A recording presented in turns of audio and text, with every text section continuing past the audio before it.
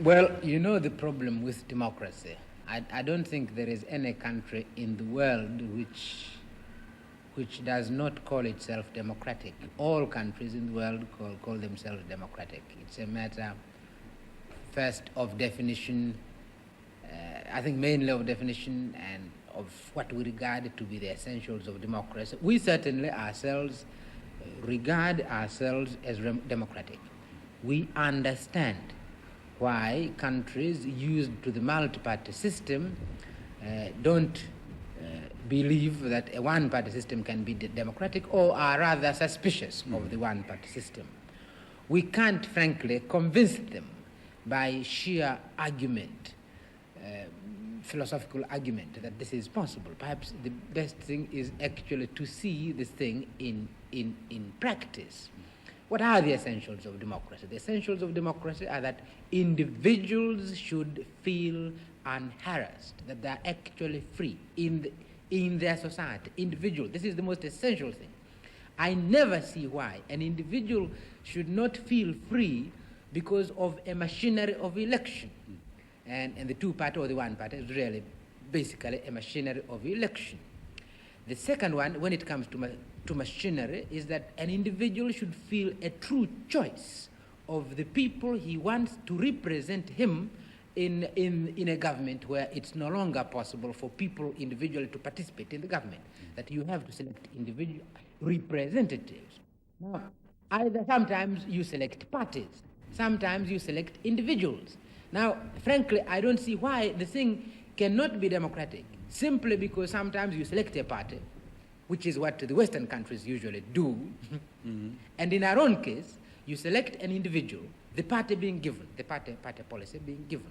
So this is the kind of election we went through the other day, and we honestly believe we are independent, and we really ask the old countries at least to be democratic enough, to have a free mind, and to study the new experiments which are taking place in the rest of the world, and this experiment which is taking place in my own country. Yeah. It is democratic. We believe it is democratic. Now, not very long ago, you had a revolution across the water here, and you have a union with Zanzibar. Some people might want to know why a small population like that of Zanzibar is so heavily represented in your union parliament. Well, some people want to know, both outside. This question is asked not merely by non-Tanzanians, sometimes it's asked by Tanzanians. But remember what has happened. What has happened is a merger between two countries. It's a merger between two countries. And when you are talking about countries, there is no big country and small country. Countries are equal. Zanzibar was an independent sovereign state, not less sovereign than Tanzania and Tanganyika was an independent sovereign state.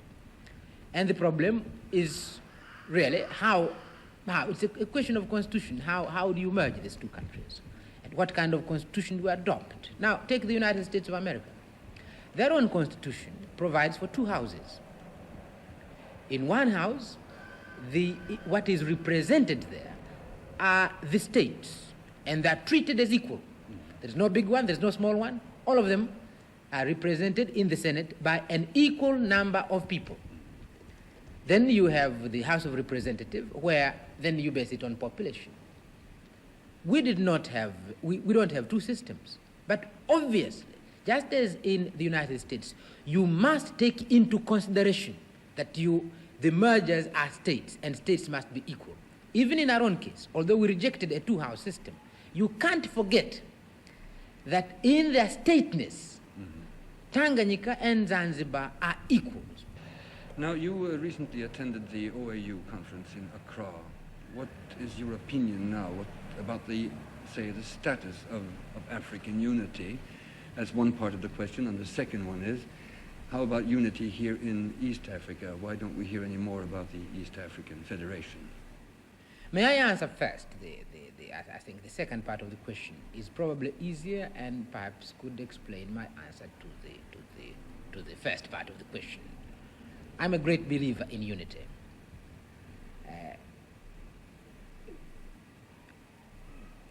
I believe in the old adage, unity is strength.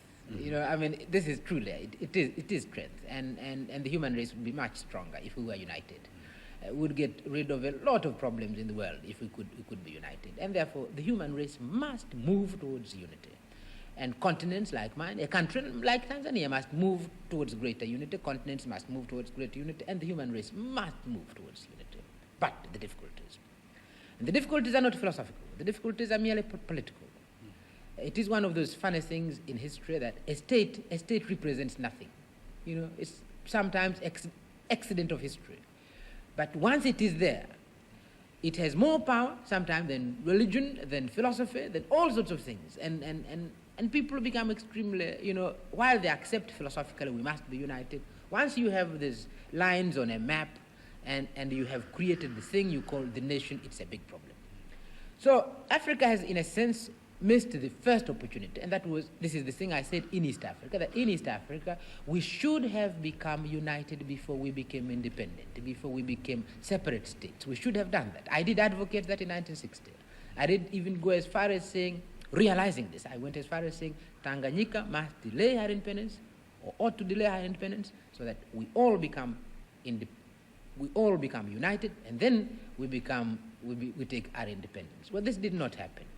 The reasons I understand, but I felt it was a great pity that we did not become united before we became independent. Hence now the difficulties. We now become separately independent, and as a result, since we are sovereign states, it's extremely difficult. Mm-hmm. And for the time being, quite frankly, we must forget the possibility of a political merger in East Africa. Things like economic cooperation, this we are maintaining with great difficulty, but I think we'll maintain. Now, this is true of Africa. If it is true on a small scale like East Africa, where we have a common language, Swahili and English, common traditions of government, because all of us have been under British rule, we have common services, we have no railways, all railways are East Africans, and all East African railways, and all sorts of things, common currency and all sorts of things running together. If this is difficult, obviously it's going to be much more difficult on the continental basis. And this is the context in which people must view the unity that is taking place in Africa, the movement towards unity in Africa. This is the way you've got to assess the importance of the OAU, not from the ideal of unity, but from the difficulties of moving towards there. And if you do accept this, then the organization of African unity is extremely significant, because here you are. I mean, it's the one continent where you find this. Young, feeling very much about their sovereignty, but still we meet, and we give and take. And there we are. So I'm very hopeful myself. I'm realistic enough to feel that our road to unity is going to be long, patient. Mm-hmm. But I'm again feeling that given these difficulties, the OAU is a small miracle.